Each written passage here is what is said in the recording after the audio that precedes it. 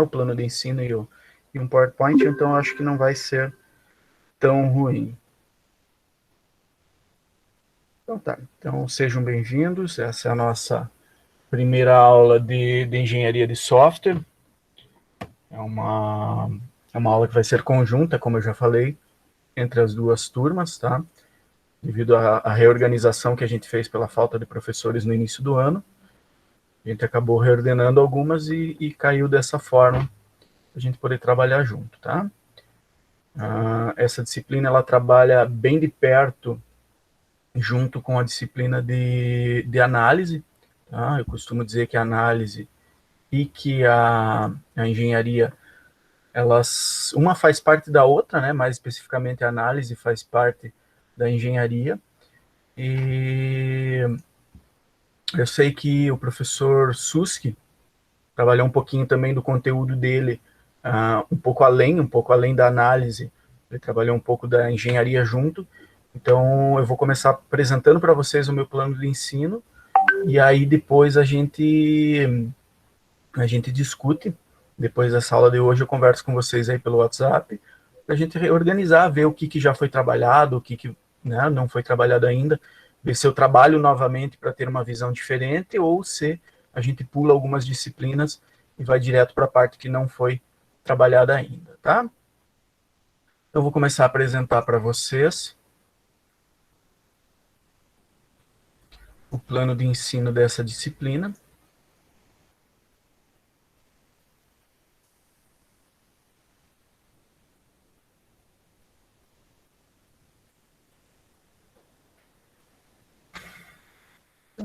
Essa é a disciplina que a gente vai trabalhar.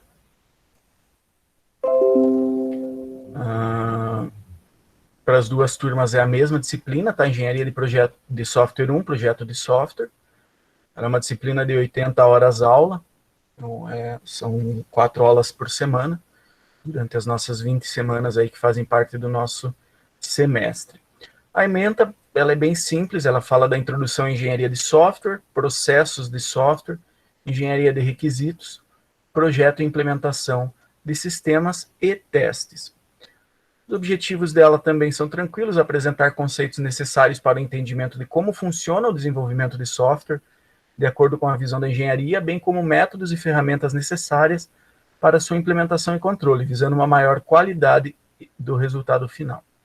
Tá? Que é basicamente o que a engenharia de software quer fazer, né? Permitir o desenvolvimento de software com uma maior qualidade de resultado final. Objetivos específicos: compreender a importância da engenharia no desenvolvimento de software, saber utilizar as principais técnicas e ferramentas da engenharia aplicadas ao desenvolvimento de programas de computador ou celular, identificar as principais questões relativas à qualidade e ao controle de qualidade do software. Tá? A metodologia aqui explica como que é o que a gente vai fazer isso. Videoconferências semanais pelo Google Meet, avaliações pelo Classroom. Então aqui está tudo explicado na metodologia. A avaliação também, como ela vai ser feita, aqui vai ser feita basicamente pelo Classroom, através aí de formulários e de atividades do Classroom. E o nosso conteúdo, tá? Primeiro bimestre, introdução à engenharia de software, que é basicamente o que a gente vai fazer hoje. A gente vai fazer como, pessoal?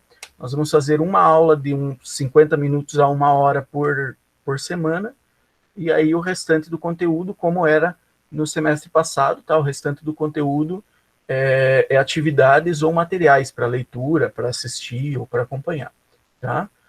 Então, primeiro bimestre, introdução à engenharia de software, processos de software, fases de um processo de software, atividades de um processo de software, modelos de prototipação e o ciclo de vida de um software, tá?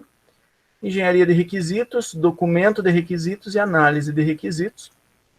Como que eu faço para documentar os requisitos que um cliente quer, o que são esses requisitos, qual a importância deles, e como eu analiso esses requisitos depois de ter feito esse levantamento prévio, para fazer um tipo de verificação do que eu vou querer, que realmente, né, a gente chama isso de validação, o que eu quero que caia dentro do meu software, o que é mais importante, o que é menos importante. Entra aí na análise de requisitos, e aí mais ou menos vai dar no fim do nosso primeiro bimestre. Segundo bimestre, projeto e implementação de sistemas. A gente vai dar só uma pinceladinha sobre análise estruturada e análise orientada a objeto, porque isso é o que vocês estudam, né, na disciplina de análise. A gente vai dar uma pequena olhadinha em como que funciona a implementação, como que funciona o desenvolvimento, a criação, a construção de um software, o que é um CMM, um modelo de maturidade de capacitação, tá? E como é que funcionam testes automáticos ou testes unitários em softwares, tá? Metodologias diferentes de testes e testes automatizados e unitários, tá? Lembrando que no próximo semestre a gente tem aí depois a Engenharia 2, que é onde a gente vai trabalhar a questão de métodos ágeis de desenvolvimento, de outras formas de validação e outros, né, outros conteúdos que são importantes aí para a gente sair bons engenheiros de software. A bibliografia básica e a bibliografia complementar, basicamente a gente tem vários livros de engenharia de software lá na biblioteca, tá? Para quem gostar da área. Eu costumo dizer que a engenharia de software ele é um dos passos muito importantes na criação do software, porque ele é um estudo que tenta me garantir uma qualidade do software através de métodos de projeto, de controle durante o desenvolvimento. Então, são várias etapas e várias atividades que eu vou fazendo enquanto eu estou desenvolvendo o meu software para garantir que lá no final, quando eu chegar a ter um resultado final, esse resultado final seja de qualidade, tá? Especialmente levando em consideração a dificuldade em você medir a qualidade de um software. É muito difícil dizer, um software tem qualidade e outro não. Um software tem mais qualidade que o outro que tem menos. Então, são várias coisas aí que a gente precisa dar uma olhada em como, né, tentar medir essa qualidade, como analisar ela, como estudar a qualidade de software e como garantir ela. Tá? Em empresas grandes de desenvolvimento, é uma realidade que são equipes diferentes de análise de engenharia, né, de engenharia e de desenvolvimento. Normalmente nós temos uma equipe de engenharia que faz esse projeto e esse acompanhamento. Nós temos uma equipe de análise que faz essa diagramação dos sistemas, e nós temos essa equipe de desenvolvimento, que é quem põe a mão na massa, de acordo com os projetos que estão prontos, feitos pelas outras equipes. E aí cada uma dessas equipes tem pessoas especializadas. A pessoa pode ser um excelente engenheiro de software, mesmo sem ser um ótimo desenvolvedor. Óbvio que uma coisa complementa a outra, mas existem, né, são habilidades diferentes que existem dentro desse espectro aí todo do mundo da programação. Já empresas, né, conforme a empresa vai diminuindo, a gente tem a consolidação dessas várias pessoas dentro de um funcionário só. Tá? Então, em empresas menores é comum você ter o desenvolvedor Rambo, aquele cara que bate no peito e faz a engenharia, faz a análise, desenvolve, vai no cliente fazer a instalação, atende o telefone para dar suporte. Então, quanto maior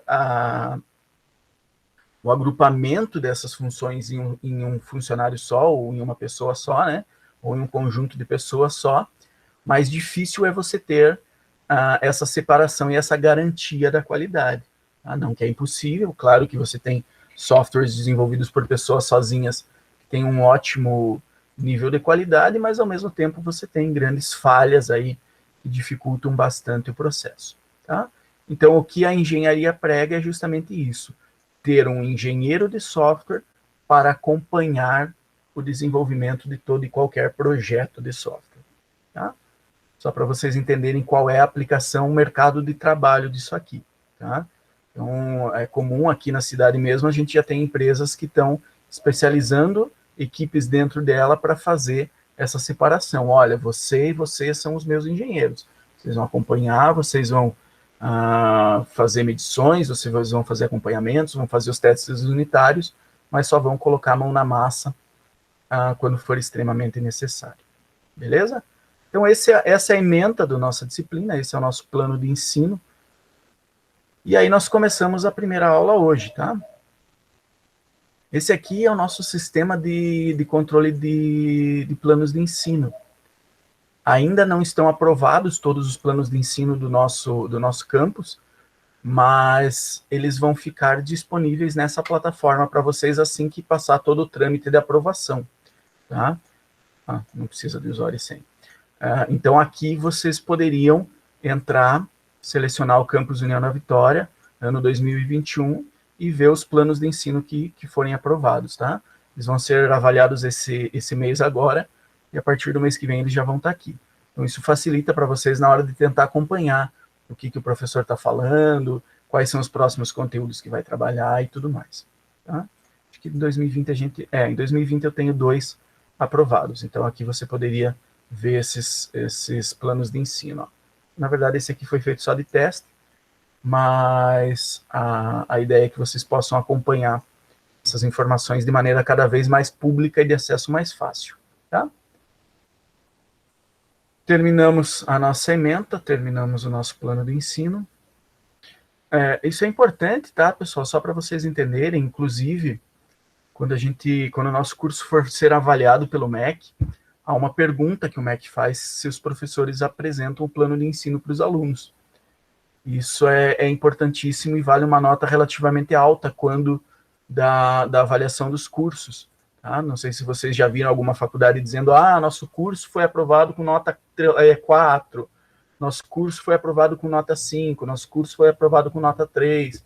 Então, a apresentação do plano de ensino, deixar o aluno inteirado do que cada disciplina vai apresentar, é algo que o MEC cobra bastante e, lógico, não só por isso, mas é algo que o MEC vai perguntar para vocês. Os professores apresentam, então está aqui esses planos de ensino, logo eles vão estar aqui esperando vocês para que possam acessá-los. Vamos para o nosso slide.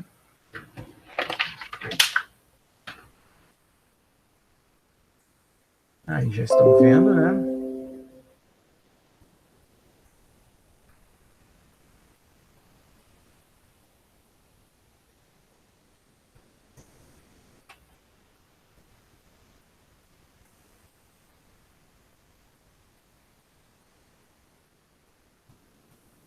Aí. Então, olha só. Engenharia de software, nossa disciplina. Sou eu o professor. Não fale, não diga. Essa é uma imagem que vários de vocês já devem ter visto, né? Em algum lugar na internet, na forma de meme. Ele é um clássico da engenharia de software, é algo que a maioria dos professores acabam mais cedo ou mais tarde mostrando para os alunos. E eu tenho o costume de mostrar já no primeiro slide, justamente para a gente puxar essa reflexão, porque a engenharia de software é algo que para mim é muito reflexivo. É preciso entender a engenharia, entender a importância da engenharia para ter um profissional que saiba aplicar ela.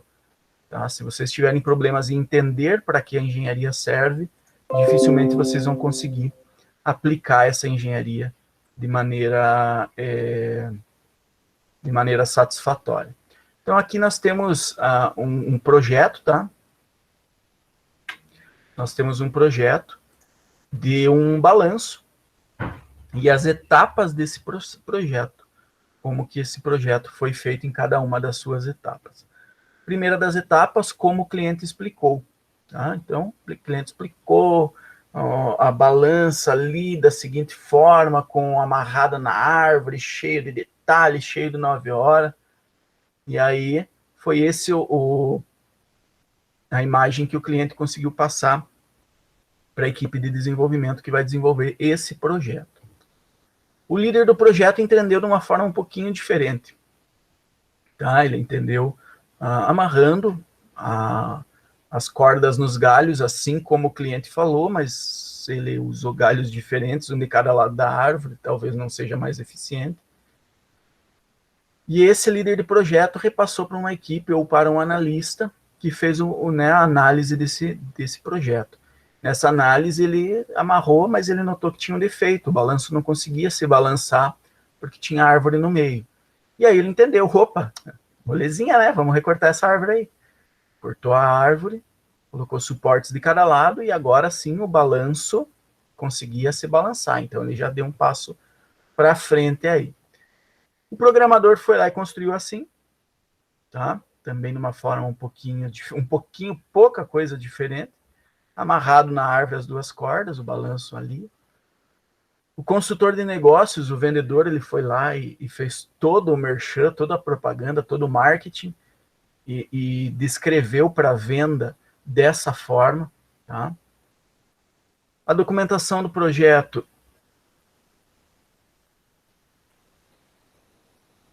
Puxa, esse negócio do Google aqui me incomoda.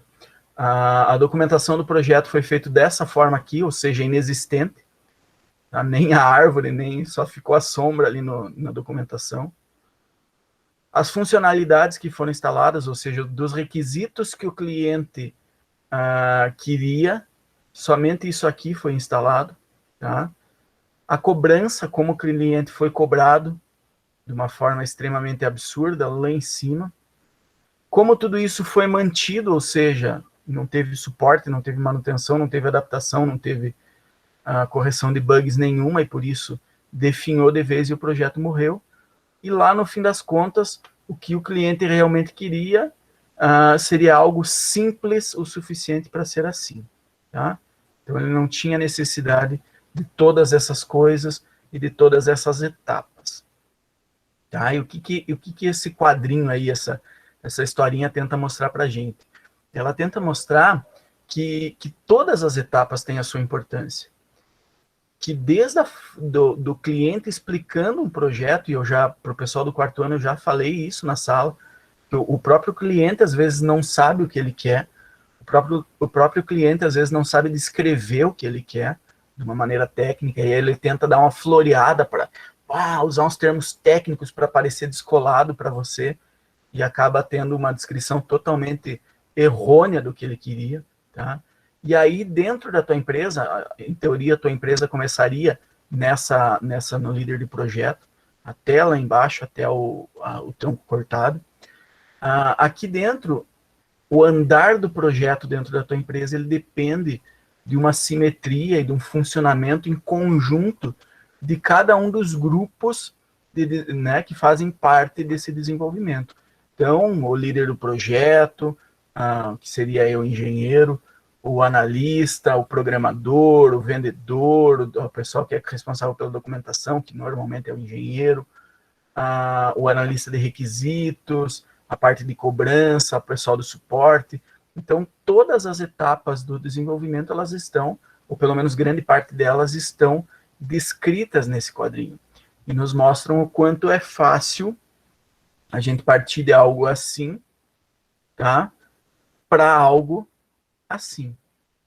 E por mais cômico que pareça, é bem comum a gente ter softwares desenvolvidos onde acabam sendo meio sem pé nem cabeça, tá? Onde as principais funcionalidades, aquela questão dos 80%, né? E 80% e 20%, 20% do software é o maior, corresponde a 80% das expectativas do cliente, ou 80% das funcionalidades que ele quer usar. Aqui, todos os elementos estão na figura. Tá a madeirinha, tá as cordas, tá a árvore, tá tudo aqui. Só que não foi feito de uma maneira correta, de uma maneira eficiente, e por isso acaba que isso aqui nunca vai poder ser usado na vida. Tá? A não ser que o cara corte essa árvore aí e vire ela do contrário e pendure em alguma trave. Tá? Então isso é importante a gente entender.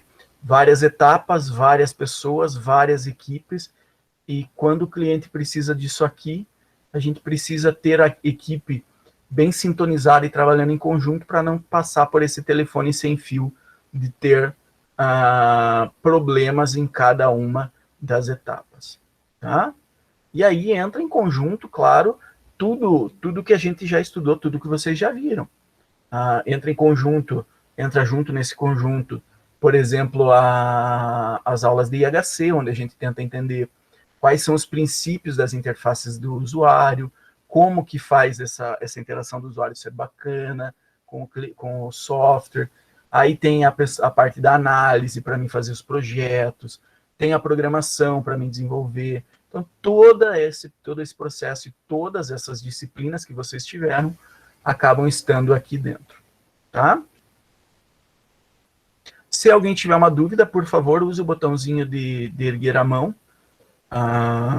Eu escuto um barulhinho aqui, eu não fico com o chat aberto, mas quando eu escutar o barulhinho, eu vou tentar lembrar de abrir para vocês aí fazerem as perguntas, tá? Introdução de software. O software, vocês já sabem o que é. Software é algo abstrato, intangível, não limitado por materiais, não controlado por leis da física ou processo de manufatura. Tá? Somerville é o cara que escreveu um livro bem bacana sobre a parte da engenharia de software.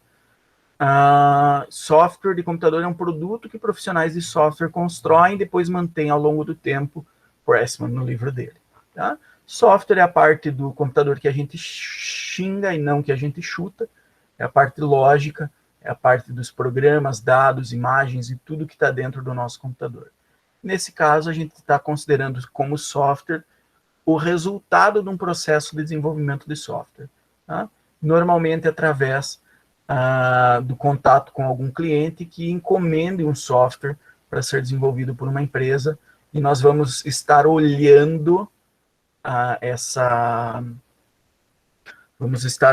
esse processo de software com os olhos do desenvolvedor que está sendo contratado para desenvolver. Tá?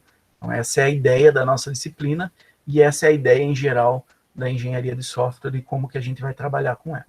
Tá? Então, normalmente, quando eu falar software, eu estou falando do programa que alguém quer comprar de você. Tá? Então, levem isso em mente. Se não for, se eu estiver falando de software em geral, aí o contexto vai explicar para vocês. E os softwares têm diversas categorias, galera. Tem várias formas de dividir, de categorizar um software, sendo que cada uma dessas categorias tem aí características próprias, coisas, detalhes, informações, preocupações, requisitos específicos que precisam ser levados em consideração na hora de você fazer uma análise, na hora de você fazer um levantamento para desenvolver o software para um cliente. Tá? Um software para negócio, por exemplo, o processo de engenharia dele é muito diferente do processo de engenharia de um software embarcado. Aquele software que vai ficar dentro de um controlador do tipo Arduino ou do Raspberry Pi que vai controlar um dispositivo em algum lugar. Tá? Então, a ideia é essa. São diversos tipos de software. Software básico, software de tempo real, que é aquele software que vai ficar monitorando informações de algum lugar e tendo que responder essas informações de maneira mais rápida, mais ágil possível. Tá? Por exemplo, softwares que fazem leituras e controlam as tensões dentro de uma subestação de energia. Ele é de tempo real. Se ele levar 5 segundos para responder alguma leitura, pode ser que a subestação exploda antes dele ter conseguido reagir ao problema específico que ele detectou. Tá?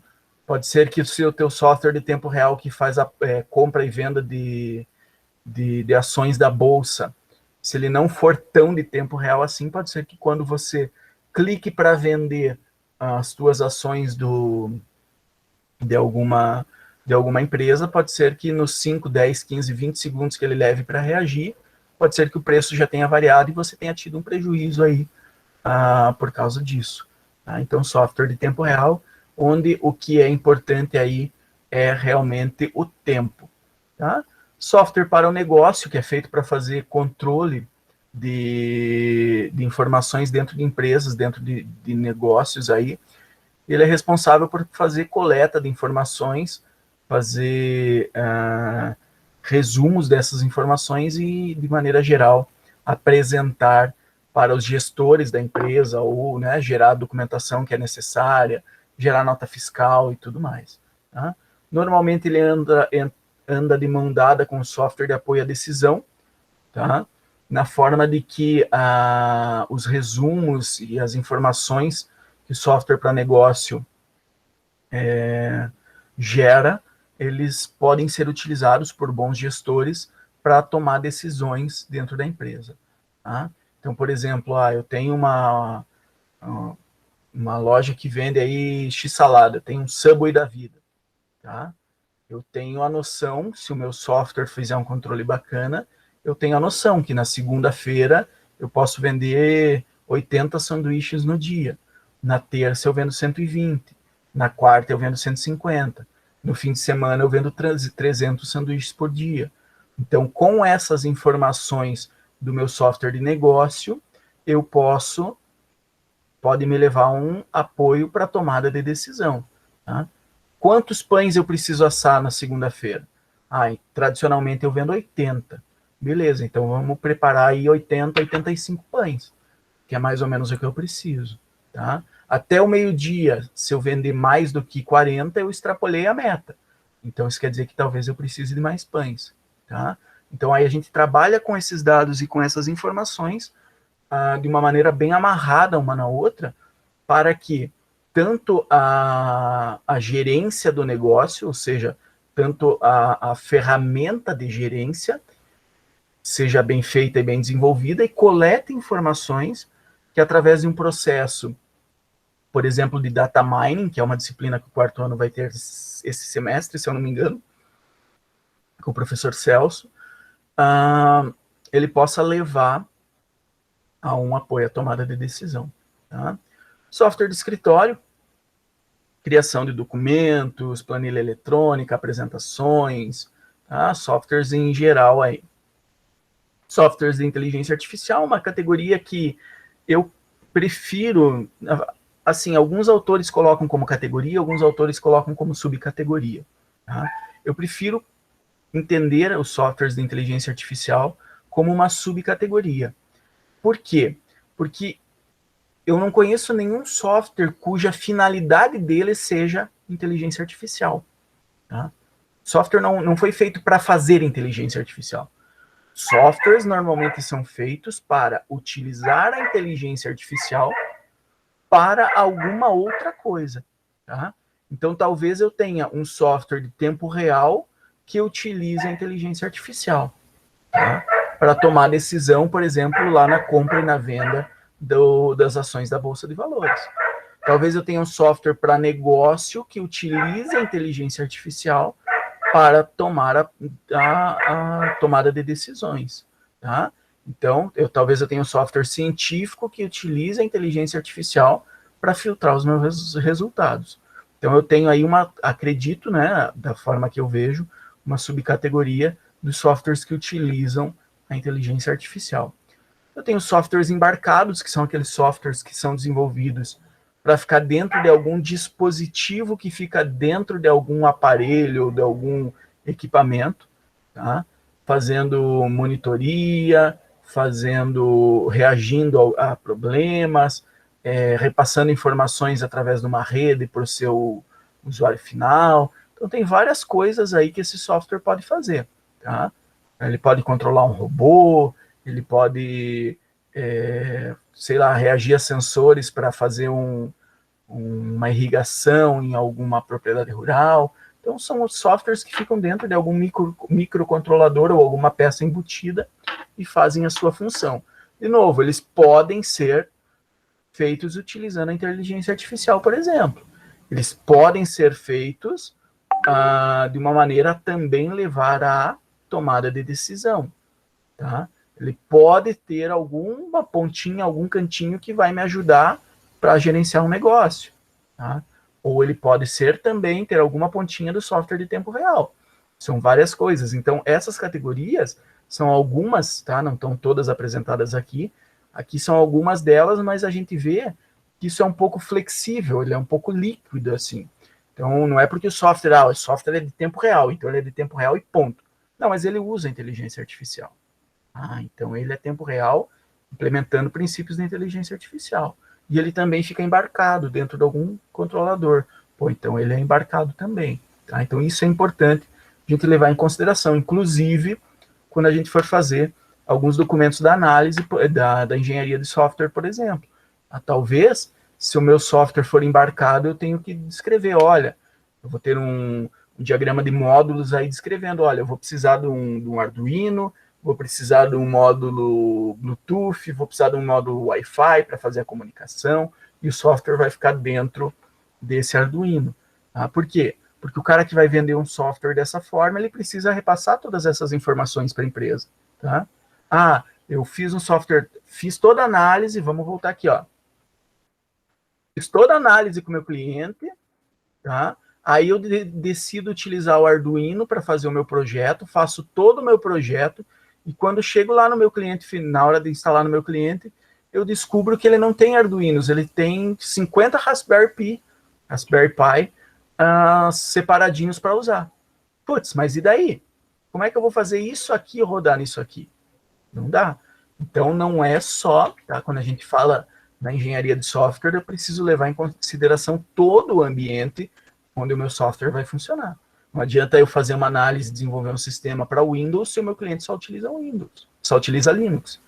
Não adianta eu fazer um módulo Wi-Fi, um módulo mobile em Android se todos os vendedores do meu cliente têm iPhones, tá? Então, é isso que a gente precisa começar a ter uma visão um pouquinho mais global do processo de desenvolvimento para entender. Vocês já tiveram várias disciplinas de desenvolvimento, várias disciplinas de programação, isso vai fazer parte da formação de vocês. Mas a gente precisa, às vezes, tirar a cabeça de dentro do compilador aí, né, da interface de desenvolvimento, para ver todo o ambiente que envolve o meu software.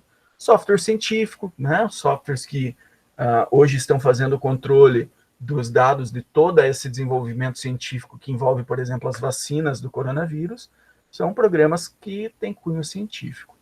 Tá? Então, isso é algo... são formas diferentes, são coisas diferentes, e para cada uma delas, talvez eu tenha alguns requisitos a mais que vão aparecer na minha lista de requisitos, do meu documento de requisitos. Talvez algum diagrama a mais que vai aparecer, talvez alguma coisinha a mais que a gente precise utilizar. Tá ok? E aí, como surgiu? Como surgiu não o software, como surgiu a engenharia de software. Tá? Primeiramente, ou principalmente, a engenharia de software surgiu para resolver os problemas da criação e desenvolvimento de software entre a segunda e terceira era da computação moderna, tá? Na década mais ou menos de 70. Tá? Então, no começo, os primeiros computadores, eles eram feitos, o computador era projetado, feito e construído para aquele cliente. Tá? O Banco do Brasil quer comprar um computador. Então, beleza, ele entrava em contato com a IBM e falaria, eu quero um computador para fazer o cálculo diário das contas, né, do total de dinheiro das contas dos meus clientes. Então, a IBM projetava o computador, projetava o software e entregava o produto completo. Ninguém encostaria naquilo, ninguém mexeria naquilo, na parte interna dele, se não fosse os técnicos da IBM. Tá? Ao Banco do Brasil somente utilizar ali, colocar os dados na entrada e foda-se, pegar o resultado final lá no fim. Tá? Segunda era é onde a gente começa a ter produtos de software. A gente começa a ter a produção de computadores feito por algumas empresas e o software criado, podendo ser criado por outras. Então, talvez a IBM fazia o computador, mas dentro das grandes universidades, alguém ia lá e desenvolvia o software. Tá? E aí a gente começou a ter sistemas multiusuários, com bancos de dados, às vezes banco de dados compartilhado, com algo de tempo real e produtos de software. Produtos de software. E aí, antes de chegar na terceira era, houve o que a gente chama de crise de software, que é o que a gente vai estudar no nosso próximo slide.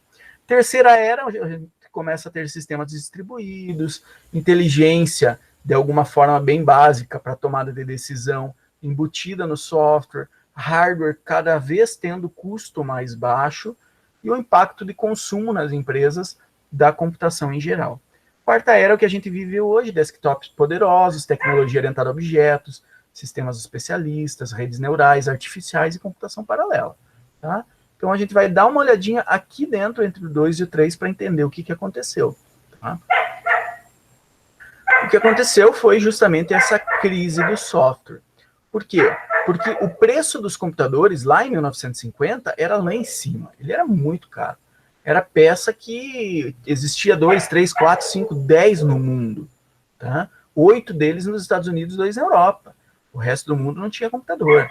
Então, esse projeto do computador era algo extremamente artesanal e era algo extremamente limitado, tá?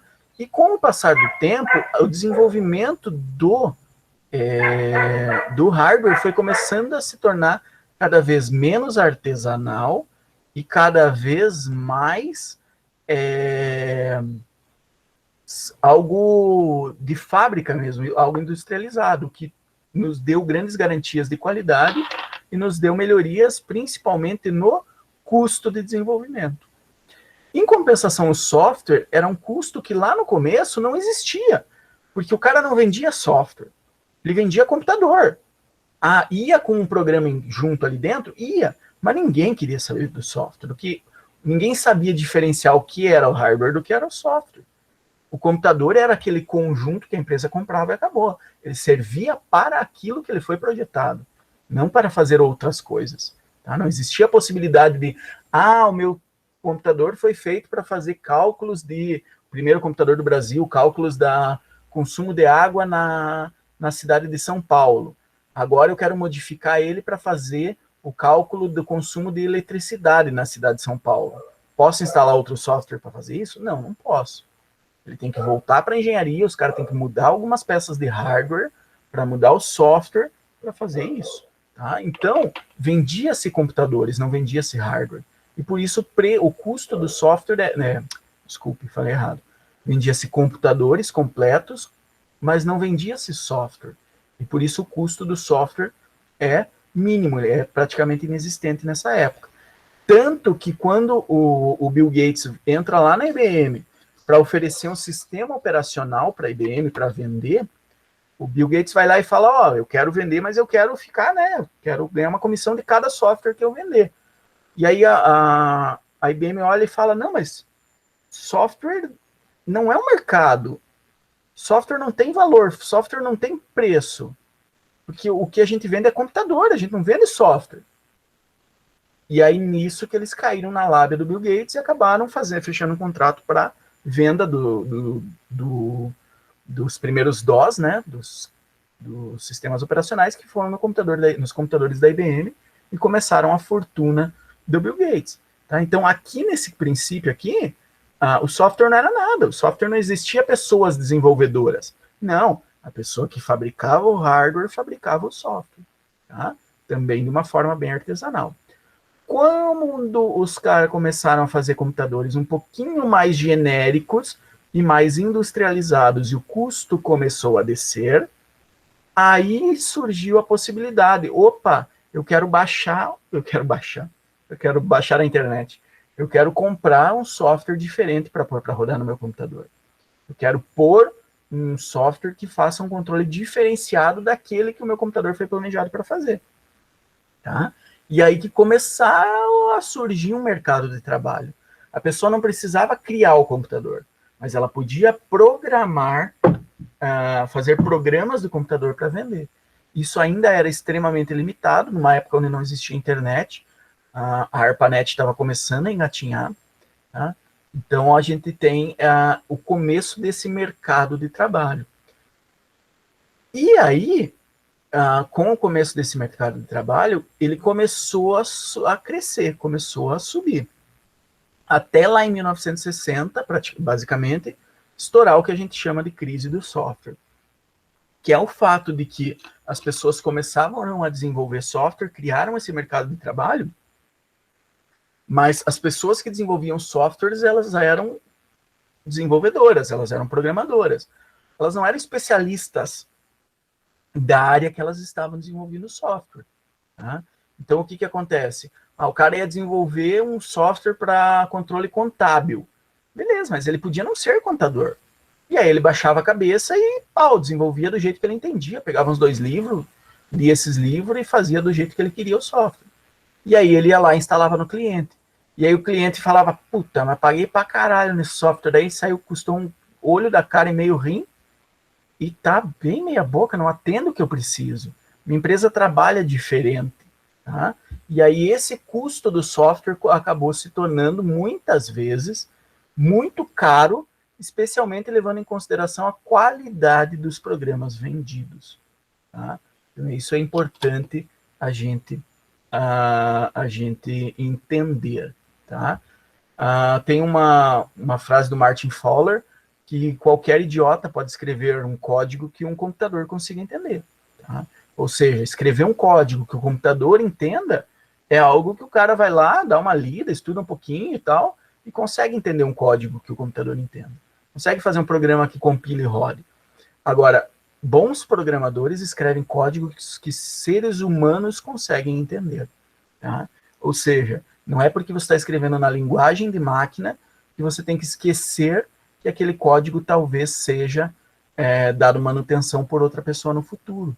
Talvez a pessoa que vai trabalhar quando você se aposentar ou sair da empresa, ou a empresa for vendida, ou quando você morrer, essa pessoa também tem que olhar aquele código e entender o que está acontecendo. Tá? Isso era algo que nessa época realmente não existia. Tá? Então é algo importante da gente entender. Tá? E aí, lá com essa crise do software, nós temos alguns problemas que eram recorrentes. Todo software desenvolvido tinha esses problemas. Primeiro, a capacidade de desenvolver programas começou a subir. Cada vez mais pessoas começaram a desenvolver softwares. Porém, essa capacidade ela subia numa velocidade inferior ao ritmo da demanda de novos programas. Os caras estavam fabricando computador e colocando no mercado, e cada vez mais as empresas tinham demandas para suprir. E eu não existia uma internet para mim entrar lá e procurar software para controle contábil. Pá, gera o boletim, paga por Pix e fechou. Não, nessa época nós não tínhamos essa facilidade. Então eu precisava procurar alguém que tinha um software contábil, esse cara tinha que me indicar qual era o fornecedor dele para mim entrar em contato e ver se esse software atendia as minhas necessidades ou não, talvez contratar o cara para fazer modificações, e tudo isso era muito caro. Tá? E o pior, era lento demais para a velocidade da expansão da computação. E pior ainda, a nossa capacidade de manter os programas existentes é ameaçada. Ou seja, os softwares que eram desenvolvidos, que talvez fossem planejados para durar 5, 10, 15, 20 anos em funcionamento, não duravam tudo isso. Duravam 2, 3 anos, e aí vinha talvez uma nova legislação, um novo imposto, uma nova nomenclatura, um novo cálculo diferenciado, e esse software caía em desuso. E aí eu não fazia manutenção, eu não mantinha esse programa, e esse programa acabava morrendo. Tá? E ela era ameaçada ainda mais por projetos ruins e recursos inadequados. Tá? Então isso aqui, eu comprava um programa e ele não durava tudo o que eu esperava, me leva de volta para a fila da demanda de novos programas. Faz a demanda subir ainda mais. Tá? Então, são coisas que, apesar de serem tópicos separados, são coisas que se complementam. Eu não tenho desenvolvedores o suficiente, tenho bastante gente comprando. Beleza, então esses desenvolvedores vão ser matados e programar para ganhar muito dinheiro e ficar milionários. Beleza, mas aí com isso, querendo entregar software cada vez mais rápido e com menos controle, eu tenho softwares de qualidade baixa, tá? Softwares de qualidade baixa e que não atendem aos requisitos do meu cliente. E com isso me leva a ter demandas ainda maiores. Isso me leva a problemas de cumprimento de prazo. Então o cara não sabia dizer um prazo, ou quando dizia não conseguia cumprir. Tá? Problemas de custo elevado, dificuldade de manutenção de sistemas, problemas de baixa qualidade, problemas de clientes insatisfeitos e problemas de construção informal do software. O cara baixava a cabeça e, eu sou programador, eu desenvolvo essa parada aí, bicho. É um software de controle de biblioteca? Beleza, a última vez que eu entrei na biblioteca fazem 18 anos, quando eu estava na faculdade. Mas eu ainda lembro mais ou menos como é que funciona, vamos fazer esse software aí. E pau. Tá? Então, sem ter uma formalidade envolvida, os problemas vão se empilhando e acabavam crescendo um em cima do outro. Tá? E se vocês pararem para pensar, esses problemas aqui, que são só 6, mas a gente conseguiria, pensando um pouquinho mais e discutindo entre nós mesmos, a gente conseguiria elencar aí 10, 20 problemas dessas faltas de engenharia no software. Professor, pode falar. Hoje o professor falando de software para a biblioteca. Hoje no trabalho tem o da biblioteca ali da prefeitura, né, que é no centro. Uhum. O software deles era de um TCC que foi feito no Windows XP ainda. Uhum. A gente não conseguia nem salvar, fazer backup ainda, porque não tinha mais suporte desde 2013. É exatamente esse tipo de problema, entendeu? Eu tenho dificuldades na manutenção. Talvez, foi um TCC, o cara pode ter feito uma engenharia até decente. Pode ser que o resultado dele, lá na época do Windows XP, em 2010, 2011, tenha sido bom, um bom software. Mas eu tenho todo depois uma gama de coisas que precisa ser feito para garantir que isso vai ter uma vida útil cada vez mais longa, senão não me adianta, entende? Nossa, e agora para conseguir baixar, formatar o computador, fazer tudo em PDF, tirar os arquivos, fazer backup, meu Deus do céu, que confusão. É horrível. E aí você entra exatamente no que eu ia falar agora, que é o fato de que esses problemas aqui, eles são os problemas da crise de software lá de 1960, mas eles são extremamente atuais. Eu não sei se algum de vocês já comprou algum software alguma vez na vida, mas quando você compra softwares, você tem problemas, normalmente, problemas recorrentes de cumprimento de prazo. Isso aqui é comum hoje. Você tem problemas de custos elevados, pelo menos na visão do cliente. Na visão do cliente, todo software é custo elevado, porque ele não espera pagar tudo isso. Pô, mas é um sisteminha, um programinha. É um sisteminha de controle de biblioteca, tem gente que faz de TCC. Como é que você vai me cobrar tudo isso? Dificuldades de manutenção. A gente tem software morrendo agora em 2020 por não ter a manutenção correta. A gente tem qualidade baixa em softwares feitos hoje. Tá? Talvez esses problemas que a Tati tenha no sistema de... Foi a Tati que falou, né? No sistema de controle da biblioteca, se ele tivesse sido avaliado um pouquinho mais como um TCC, talvez hoje eles não teriam problema. Talvez esses problemas já existiam lá em 2011, quando ele foi feito. Então, isso é algo extremamente atual, clientes insatisfeitos. Se vocês, eu não sei o quanto vocês conhecem gente do comércio aí, mas uma atividade extremamente interessante para a gente fazer para a disciplina de engenharia de softwares é uma pesquisa de campo de nível de satisfação da empresa com seu software. A gente não precisa nem ligar, nem saber, nem perguntar qual é o software que ele usa. Não quero saber se é WLE, ou se é Soft News, ou se é um software de fora, ou se é um software da Word Informática, não. Mas o nível de satisfação. E o nível de satisfação com os softwares anteriores que ele teve. Isso é algo... A insatisfação é extremamente grande. Isso é um problema que eu tenho visto, eu já comentei com alguns de vocês, eu tenho visto cada vez mais gente, eu vi que você ergueu a mão, Rodrigo, já abro a palavra para você, tá? Só um pouquinho. Eu tenho visto cada vez mais gente de outras áreas entrando na área de desenvolvimento de software. Eu tenho visto gente da administração entrando para vender softwares. Por quê? Porque eles têm essa questão da validação, essa questão da engenharia, e a programar eles aprendem com cursos e com livros, e eles têm a organização. E muitas vezes nós da área de sistemas, da área de computação em geral, nós somos ótimos programadores, mas nós temos dificuldades em fazer esse planejamento, essa análise, essa documentação inicial, em conversar com o meu cliente, em tirar informações do meu cliente. Então isso é algo que a gente precisa aprender a conversar. Porque se eu não aprender a conversar com o meu cliente, o cara queria isso, falou de uma forma técnica para tentar me impressionar, explicou mais ou menos assim e eu entendi isso aqui. Tá? Isso aqui pode ser um software do que vocês quiserem. Ele não atende nem ao que o cliente explicou, nem ao que o cliente queria. Então, eu costumo dizer que entender o que o cliente quer é um dom. Saber fazer as perguntas certas é um dom, sabe? Saber entrevistar alguém. A gente fez um trabalho com o pessoal do quarto ano no ano passado, onde a gente fez equipes e se entrevistou.